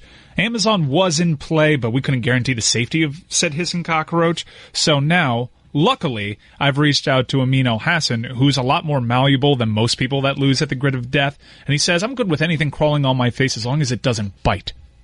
So we're working on a solution. Also, Ron Miguel's mystery animal of death is a strong possibility. Roy still has to undergo that humiliation. He's bringing animals, but wait a minute, what matches a hissing cockroach on the face? Because Amin lost at the grid of death. One of his teams in football lost, and so the punishment is a hissing cockroach on the face. Greg Cote has suffered some pretty bad punishments. He had to dress up like Sean Connery's Zardos, a 1970s movie that was kind of Borat-y. It was the worst thing I've ever done. Really? What else? You've it was eaten, very embarrassing. Didn't you have to eat mayo, or did you have to eat mayo and orange juice? The OJ mayo. He had to take a spoonful of mayo and then wash it down with orange juice for a while. Recently, he did the pretzel socks, which he thought was going to be a lot easier than it actually was. Yeah, that was tough. I had my hand in dirt for an entire show. Yeah, that was Mike Golick. Mike Golick, hand in the dirt? Yeah. Golick owes us a bet. This guy's running scared. He's a coward. He thinks we're going to forget. Golick, you have to rub Stugotz's glute. Stop being a coward. And furthermore, a Welcher, the Golick name right now is taking a stain because I thought you guys prided yourself as Golicks. You don't welch on bets, I thought. They pay off their bets. Yeah, he actually offered me and my wife a spa day, which I don't know if you're okay with. It's your bet. No. I don't know how I got included in this at all, but I feel like I should have some say in it. I'd rather have the spa day for me and my wife than have Golick's hands all over my glutes. I understand, but that's really not the point. Even though your entire career, you've sort of parlayed everything that happens here into a spa day for you. Like, that's not what we want to do with this bet for the audience. And also, I don't believe you. I think you'd rather have this Golick experience. Didn't you have the sound back there of the hissing cockroach? You have the sound somewhere of what it is, a cockroach that hisses, what that sound is. But before we get to that, Mike and I both wanted to hiss at Stugotz because he did this with no sense of irony during the break. This is something that Stugotz did. Yep, courtesy of Tom Haberstroh, very important piece of this. In the series, LeBron shot 17% from three, 58% from the free throw line. Rodney Hood, 1 of 9 field goals, refused to come off the bench, may be suspended. Jordan Clarkson averaged 5 points per game on 29% field goals, and Larry Nance Jr. played 8 minutes total. Still swept the Raptors. What happened? So I read all of that earlier in the show. I believe it was the first segment of the show. Almost word for word. Yeah, it might have been, no lie, the first minute of the show. Did you credit Tom Haberstroh? I did not. I credited a person whose name was difficult for me to pronounce. Well, you should have went with Haberstroh. Much easier. That is Stugotz. But Stugotz brought this to us as if, guys, you're not going to believe this. Look at this information that we have. He said, I want to tell you guys this because you guys are huge basketball fans. Dan and Mike especially. You guys will get a kick out of this stat. I felt like I was doing you a favor and, being a friend. Greg, do you recall Dan ever saying this at all during the show? Now that you mention it, it's all coming back to me. Yeah, I really do. Yeah. Sorry, Stugotz. That's okay. Apologies. Did he credit Tom Haberstroh? No, definitely not. Pass it off as his own information, as I recall. They're damning stats. Everyone, you remember that whole crazy thing the Cavs did at the All-Star break, where they traded everybody for a bunch of new pieces. None of those new pieces ended up playing in that series, and they still swept the best Raptors team any of us have ever seen. I just said, Stugotz here, guys. Mother's Day is coming up pretty quick. Whether it's your mom, your wife, or your sister, all moms need to hear they are appreciated and know that they are loved. So, show how much you care to the lady who taught you everything you know about caring with a Hallmark card. From sweet to sentimental to laugh out loud funny, Hallmark has a card that'll help you put your love for mom into words and let her know how much she matters. It's your way of saying thank you for all the sleepless nights and selfless acts of love. Go out and find the perfect Hallmark Mother's Day card today. You can find them wherever Hallmark cards are sold. Stugotz here. Are you hiring? Every business needs great people, and a better way to find them, something better than posting your job online and just praying for the right people to see it. ZipRecruiter knew there was a smarter way, so they built a platform that finds the right job candidates for you. ZipRecruiter learns what you're looking for, identifies people with the right experience, and invites them to apply to your job. These invitations have revolutionized how you find your next hire. In fact, 80% of employers who post a job on ZipRecruiter get a quality candidate through the site in just one day. And ZipRecruiter doesn't stop there. They even spotlight the strongest applications you receive so you never miss a great match. The right candidates are out there. ZipRecruiter is how you find them. Businesses of all sizes trust ZipRecruiter for their hiring needs. And right now, our listeners can try ZipRecruiter for free. That's right, free. Just go to ZipRecruiter.com/Dan. That's ZipRecruiter.com/Dan. ZipRecruiter.com/Dan. One more time. It is ZipRecruiter.com/Dan. Try it for free. ZipRecruiter, the smartest way to hire. Dan Le Batard. I feel terrible. Here's the thing with you. You don't actually feel terrible. I didn't feel a thing, to be honest with you. I don't really care. I know. You announcing I feel terrible is just your way to move on to the next terrible thing you're going to do. Stugotz. They're just words, and words mean nothing to you. They don't mean nothing. His words mean nothing. Words are just transitions to your next lie. That's so right. They're not words. They are bridges to lies. This is the Dan Le Batard Show with the Stugotz on ESPN Radio. We'll get to Greg Cote's Back in My Day in a second. We've been researching this. Apparently, NASCAR is going to go for a few $1 billion. I just wonder in the modern age, and I'm speaking right now without really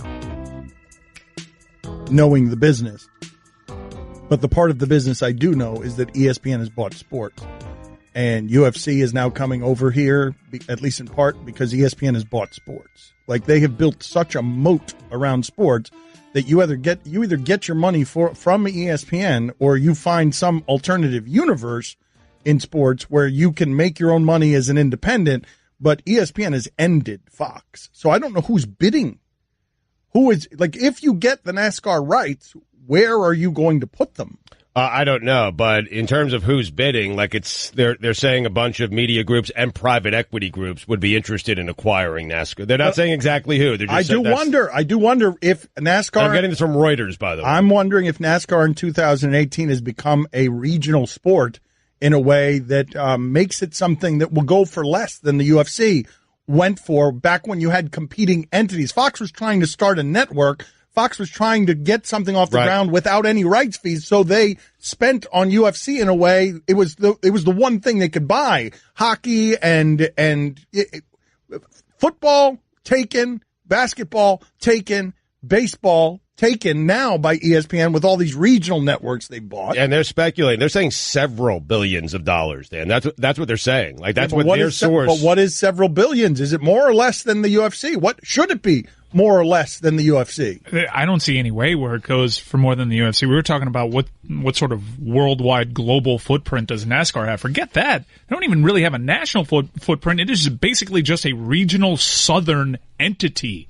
And that has value. Yes, that does absolutely. have value. I don't think it's deep south anymore. It's just not North Carolina centric. If you look at the NASCAR schedule, they do go all over the country. For what it's worth, the most valuable single NASCAR team, Hendrick Motorsports, is worth an estimated $325 million. Time now for Greg Cote's Back in My Day. And now it is time to take a trip down memory lane. Here's your guy, Greg Cote, with Back in My Day. Big Mac guy, compiler. That's right. Receipts. To the mysteries of life, add this one. Unless you're trying to set a record for eating Big Macs, why are businesses still printing and handing us receipts? I stop in at the Quick Sack, spend $1 on a pack of gum, and I'm handed a receipt. As if there was anything about that transaction meriting an official document of verification. Now, back in my day, perhaps receipts came in handy because most folks did their own bookkeeping by hand. Remember checkbooks? But now, nobody pays cash anymore. They look at you funny if you write a check, and all of our debit and credit card purchases are documented and available online, and yet the needless paper trail of old-timey receipts continues across America. It's cute. It's quaint. Many of us wave off the receipt or wad it and toss it in the trash without even giving it a glance. I don't do that. I study the receipt, show it respect. It is not the receipt's fault. It has grown outmoded. It is simply doing the job it is asked to do. The receipt is a wonderland of information if you give it a chance. Did you know that every store of any kind is assigned a number? Or that I can earn a free donut simply by going online and taking this survey? Many receipts even include a little coupon toward future purchases. There also is breathtaking variety in receipts. Many are shrinking before our eyes. The receipt at my dry cleaners is smaller than a credit card. But I go into my office supply store and I'm favored with a receipt that is 3 sheets, each nearly a foot long. I have the mother load. While my wife is watching TV tonight, I'll be poring over receipts, immersed. Sure, we could do away with them and maybe not miss them. But the receipt is our friend, noble in its aim, deserving to be folded with a neat, even crease, tucked in our pocket with care, and later unfolded and read top to bottom with the same devotion we'd give an unwrapped gift or a love letter. Open a new eye to what you scorn or ignore. Respect the receipt. I'm Greg Cote, and that's how it was back in my day. That was old. I agree, though. School. Old school. Yeah. Yippee-ki-yay, mother... Don't you love a good receipt, though? I mean, I do. No. Nice long one. No, I thought that was headed the way of we don't need receipts anymore. Why are we wasting so much paper? There it is. He wasn't kidding. Nice one. He's got his Total Wine receipt there. Fold it 4 ways. I always carry a receipt with That is a waste of that right there is killing the environment unnecessarily. Yeah, but you know what? It makes him feel like he purchased something. Yes. Yes, yeah. Thank you. What are you doing? I want to see what he purchased. Oh, okay. Let's see. Oh, look at this. Miller Lite. You can't get Miller Lite at Total Wine. The markup there is incrable. No, it's go to a gas station. The mic is right there. He paid $19.99. That was this morning, right? It was on the way in. He drinks it like coffee. What do you think's in here? Treat your mom and the mother of your children to brunch this Sunday, and you will be rewarded with love. But only if you have the Saver card. You'll be rewarded by Capital One. You can give your mother love, but if you don't have the Saver card, it's not going to be returned. Oh, that's problematic. Right. Yeah. But if you have the Capital One Saver card, then boom, she's going to love you back. All right. Incentive. Buy love. Buy love, Capital One. Never buy bottled water at a liquor store. Learn from my mistakes. Got a 6-pack, cost me $24. Oof! Wow, man. Sorry. Beyond that, why? New Orleans. Why? It was across the street from a CVS. Woo! But why? Yes. Yeah, it was close, slightly closer. It was New Orleans. Okay. I needed bottled water. Enough said. I understand. Ryan! I don't know how else to say this, so I'll just say it. What is it, Linda? I think we should see other people. Are you breaking up with me? On a roller coaster? Well, we do have a lot of fun. Maybe we should stay together.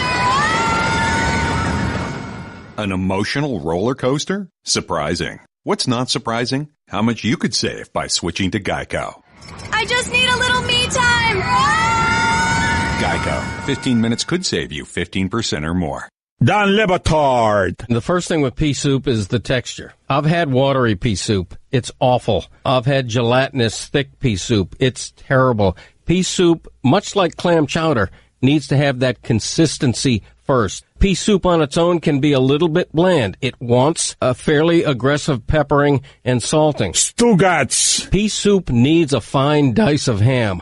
Not bacon, not any other meat, not turkey. It needs a fine dice of ham. Pea soup scorches easily. You don't want to heat it on a high heat. You want to heat it on medium-low. And the key to pea soup, you want a ham bone for the stock you make to boil your peas. This is the Don Le Batard Show with the Stugotz on ESPN Radio. For the record, if we've agitated NASCAR people on the front end, I should have said we are NASCAR ignorant around here. Greg Cote is our most viable NASCAR source. He actually goes out and covers races, and he has explained to us that the NASCAR is no longer just a sport for the South. No, indeed. The places where they race every year include Delaware, Las Vegas, Connecticut, Kansas, Michigan, California, Chicago, Indiana, and New Hampshire, among others. Yeah, no one's denying that they're actually racing at these parts, but do you mean to tell me California as a state is interested in NASCAR? Their fan base is more regionalized. Like you're saying, does the fan base travel out to California for that race? Yeah, and this isn't just my hot take on this. This is after Googling several articles which back this up, that it's more of a regional thing now. All the talk in the early aughts was about how this is America's fastest growing sport. That's not the talk anymore. I did learn, though, that the International Speedway Corporation owns 12 of the 23 NASCAR Cup Series tracks. NASCAR owns the others. That's so. But how do you age well in that sport? Like in 2018, where young people need perpetual stimuli, how do you age well in the sport where you're racing cars? Where in 2018, that does not feel like, even though it is the height of advancement in that sport, it feels like we've hit the ceiling on whatever speed can be there. I mean, how do you appeal to young people? Are the drivers now texting while they're driving? That's a good idea. Mike, you mentioned Formula One, right? You said that earlier? Yeah, I think F1 as a global entity is far more valuable. Liberty Media Corp spent more than $8 billion to buy that in 2017, including the debt. Yeah, here in the United States, we're F1 agnostic, as if it doesn't exist, but it's one of the biggest sporting brands in the world. Another issue challenging NASCAR, by the way, is that Dale Earnhardt Jr. is retired now and newly retired, and he's been their most popular driver for 12 years running. So that's a gap that they have to go bridge. Mike, help me with this. What are we allowed to say about what TMZ is reporting? We are not really allowed to mention it because ESPN is trying to do some reporting out there. There's rumblings out there of what's going on with Johnny Manziel. ESPN is investigating. Well, how does that work, though? Please help me out here because I'm doing a radio show in real time, and things around here can't always be checked and verified. But TMZ is a reputable source on these kinds of things. And while ESPN hasn't confirmed it, what am I supposed to do about doing a radio show in real time? The internet is talking about something from a credible source. TMZ is now a credible source. When TMZ reports something, it's not gossip, it's not innuendo, it's not the National Enquirer, it's TMZ. They get good information, they break stories. And so while we have not confirmed it, forgive me for doing this on the air, while we have not confirmed it, the internet is out in front. I've got to wait for Bristol to figure out what TMZ is reporting and if it's true before I can say it, or can I just lay it at the feet of TMZ? I asked if we could lay it at the feet of TMZ, and the answer was no, because ESPN's investigating it. A fact that I relayed to Dan, but here we are. Yeah, well. I wasn't listening to you then. But does it need to be ESPN, like if the New York Post is now writing about it, or the AP? Is Dan then fair to... I don't know. Man, look, this is all moving. TMZ has killed people in the past that are still with us. That's correct. Yeah. But I'm putting it on them. ESPN is not reporting this. TMZ is reporting something that everyone who's listening to us, who has access to digital means, can see for themselves that TMZ is reporting. There are quotes here in the New York Post from Manziel's reps. I mean... Right, but what happens is you are ESPN. Right. Okay, so someone just says, hey, I heard on ESPN that Johnny Manziel hypothetically... No, we haven't said blah, Johnny Manziel has done anything yet. All we've said is that TMZ is reporting something. I'm trying to figure out how to do this media journalism dance in 2018. How do we do it? ESPN, I got to wait around for Adam Schefter to call in and find out if TMZ's report is true?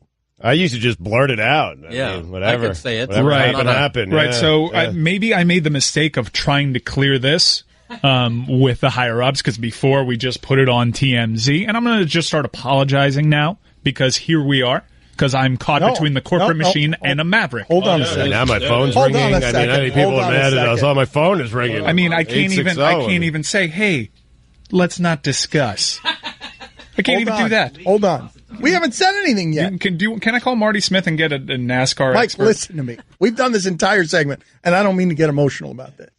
We've done this entire segment, and we have not yet said what TMZ is reporting. We've said simply that TMZ is reporting something. And we've said simply the name Johnny Manziel. And you go ahead and figure it out. My guess is your guess is going to be right. Whatever you think it is, it's true. And it doesn't matter whether it's ESPN or TMZ reporting it. It's Johnny Manziel. What do you think happened? Someone signed him? Yippee-ki-yay, mother... I heard that on ESPN. Manziel has been signed. Damn. Marty Smith got here just a couple minutes too late. He's on the line if you want an NASCAR expert. I think Greg covered it. Oh, Marty, have you heard about this Johnny Manziel story on TMZ? Don't do that. Don Le Batard. Have you guys heard this story? Bas Rutten fighting a dog? Well, I've never heard of Bas Rutten, so. Bas Rutten's been on the show, Stugotz. Like the idea whatever. That you've never heard of him. He's been on the show several times. Stugotz. Is that B-O-Z? It's B-A-S. Yes. B-A-S. All right. I was, because there's Boz Skaggs. Boy, you guys are dragging this thing right into the quicksand. Well, why are you pronouncing it Boz, though? Right. Probably like Baz or something. Exactly. Bass. B-A-S, right? Bass Rutten. Baz would connote a Z, right? Right. Yeah, it's like a Scandinavian name. Yeah, like Baz, like Bosworth. Boss Rutten. B-O-Z. Yeah. Yeah. Continue. Something about a dog? What's the dog's name? Speedy. Speedy Rutten. This is the Dan Le Batard Show with the Stugotz on ESPN Radio.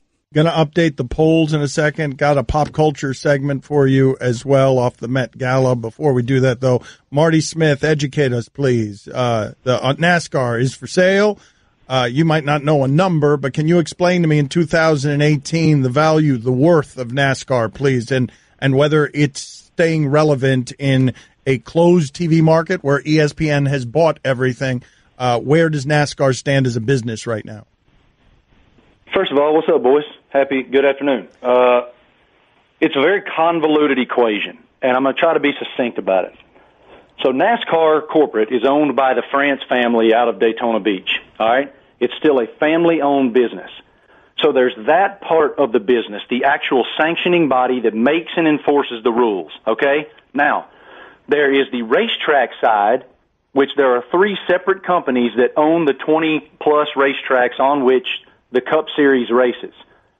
One of those 3 companies is International Speedway Corporation, all right? Lisa France Kennedy, one of the heirs and part owners of NASCAR, runs that racetrack entity. Now, there's another part of the equation. This is going to be really confusing. I'm trying here, all right? The race cars themselves are owned by sole proprietors. Rick Hendrick, Richard Childress, Joe Gibbs, Jack Roush. Those guys all assume all of the risk to put these cars on the racetrack.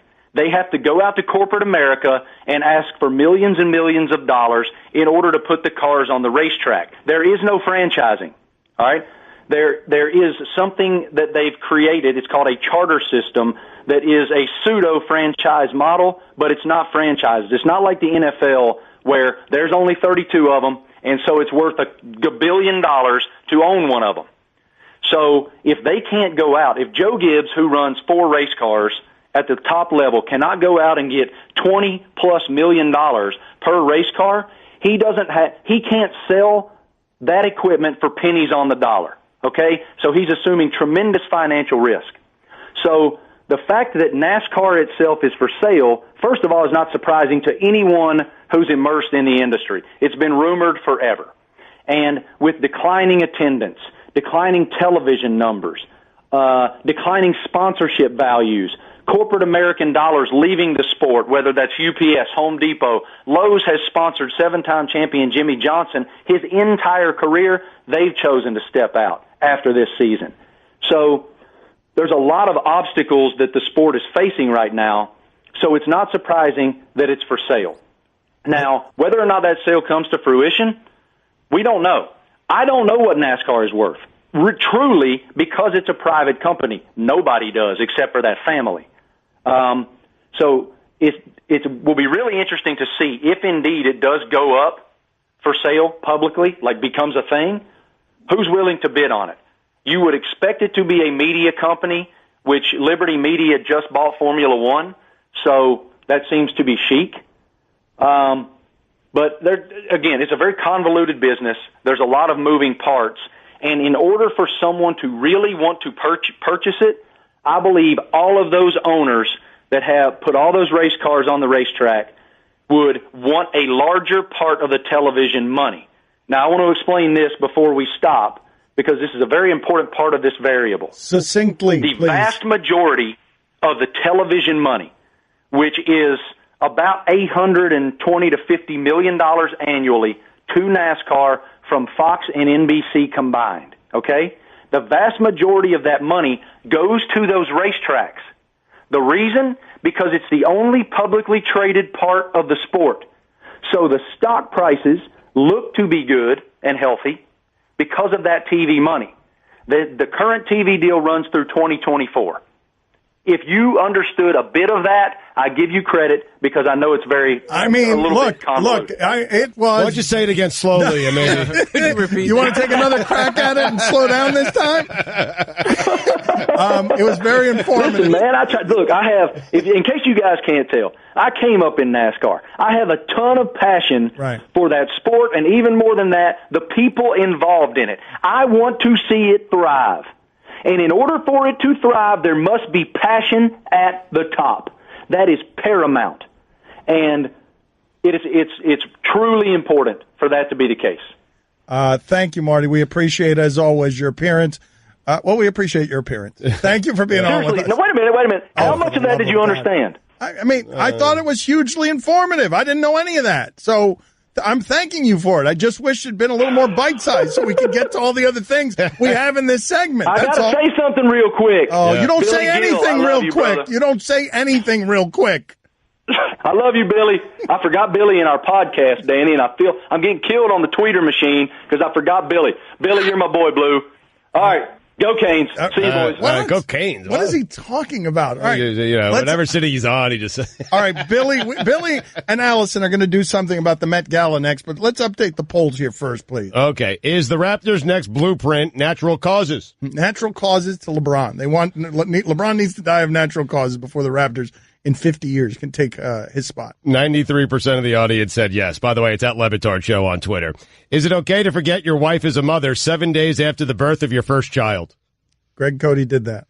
68% of the audience said no. We ended up learning that it was closer to a year, actually. he was alleging it was 7 to 10 days. It was a year. He forgot Mother's Day. Is the grilled oyster mushroom the grand marshal of the mushroom parade? 52% of the audience said yes. Who should be more embarrassed by Greg Cote playing old songs on top of a dugout while being protected by a net? Chris or Greg? His son. 79% of the audience said Fat Chris. Will the Knicks win a title before Stugotz dies? 91% of the audience said no. If you are TJ McConnell and you score your 10th point, are you allowed to stare at your right hand? That's a great question. He did that last night. He did that last night. I couldn't believe it. 62% of the audience said yes. They said he could do it. Would the Cavs have beaten the Raptors if they were all forced to wear jeans? 87% of the audience said yes. Those are the polls. Billy and Allison give you Met Gala updates with fashion next. Don Le Batard. That guy's an idiot.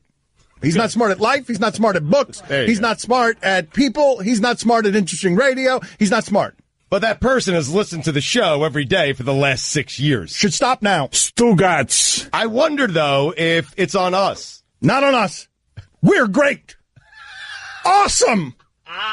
Best hour ever. Yes! It's been our best hour in 6 years. Yes. Double middle fingers to you, idiot moron jackal. Woo! That hour just won a Marconi. What do you think of that?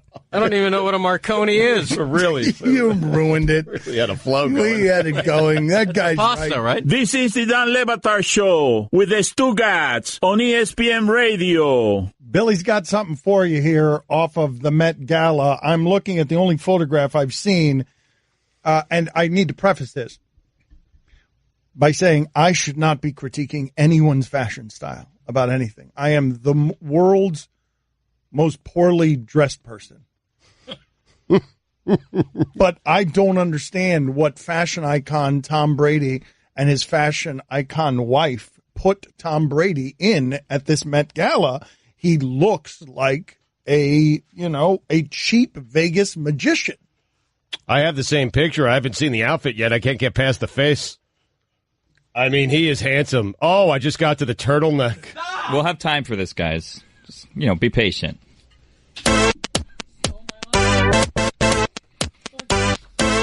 Hey, guys! Last night was the 2018 Met Gala. Woo! The Oscars of the East Coast, if you will. The theme, as you all know, was heavenly bodies, fashion, and the Catholic imagination. What? It is? Yeah. All right. Catholic imagination. Let's start things out with Tom Brady and Giselle. Giselle was wearing a Versace dress, as was Tom. Well, not a dress. He was wearing a Versace suit. He's been criticized for it. What do you think, Allison? I think he looked like a magician from Vegas. Oh. Crappy casino that's why you in guys Vegas. were mad that yes. I said that. Okay. What a take. Also making news last night was 2 Chainz, who proposed to Keisha Ward. Fun fact, he also proposed to her at the 2013 BET Awards, and since they've referred to each other as husband and wife. Moving on. Cam Newton, looking like he's ready for Week 8 versus the Ravens. We couldn't find anyone taking credit for his outfit. What'd you think, Allison? I mean, the jacket. No one will take credit for the outfit? Like, no. Not yet. We could not find the designer anywhere. No one would claim it. What is that jacket? What color is that? It looks like my entire top 10. Many colors, many hats, many things going on. What'd you think, Stugotz? I like the hat, man. The hat is a nice look. I like it a lot. Greg? The Canadian Mountie hat. It really is. Yeah. He slayed. Moving on, here, A-Rod and J-Lo, America's first couple. J-Lo was wearing a Balmain dress, who also dressed Chadwick Boseman, and A-Rod was wearing an all-black, understated suit. What'd you think, Allison? Okay, so I hated A-Rod, but J-Lo, like he said, slayed. She did look gorgeous. Greg? I mean, she does, but she also looks like an ostrich. Where's her other leg? Moving on to Solange.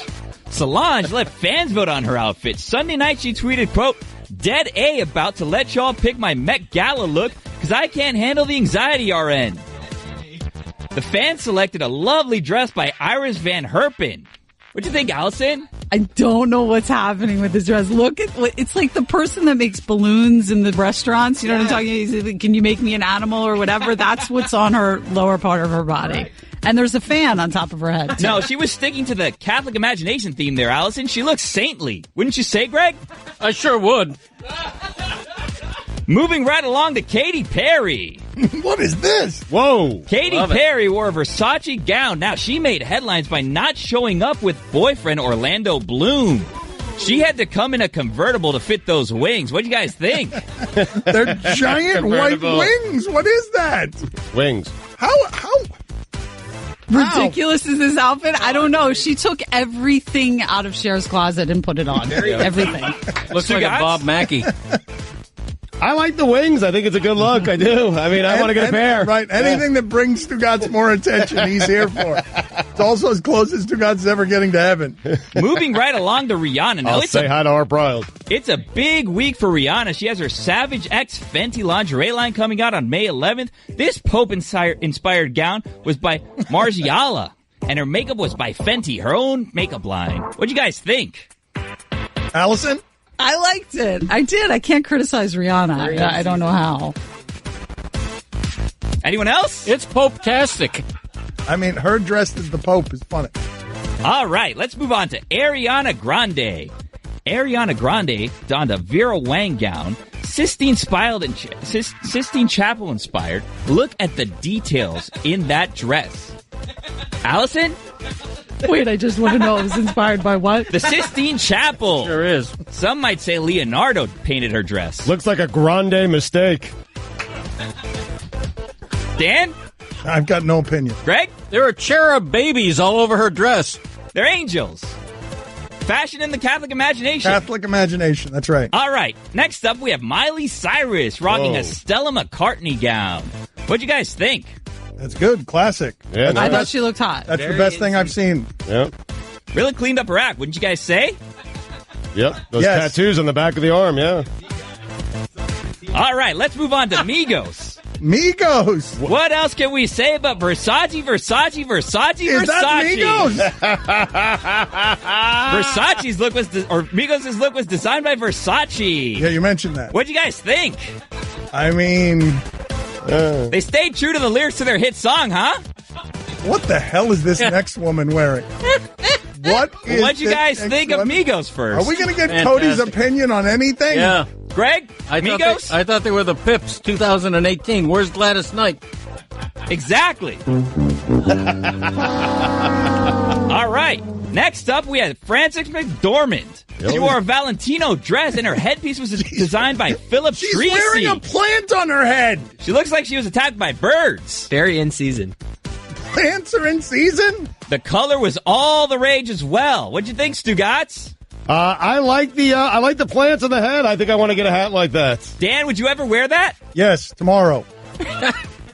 I think she was able to pull it off. Greg, what did you think about her look at the Met Gala? She looks like a This lunatic. was the Dan Le Batard Show on ESPN Radio. We live in a racist country.